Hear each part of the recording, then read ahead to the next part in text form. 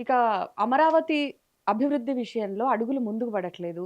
అంటే అసలు నిర్మాణాలకి కేంద్రం సానుకూలమా? కాదా? అమరావతికి డబ్బులిచ్చాం కదమ్మా! హ్మ్. సానుకూలం కాబట్టే కదా డబ్బులిచ్చాం. 14,000కి డబ్బులిచ్చాము. హ్మ్. అప్పులు తీసుకోవడానికి అవకాశం కల్పించాము. ఈఐపీ ప్రాజెక్ట్ నుంచి డబ్బులిస్తున్నాము.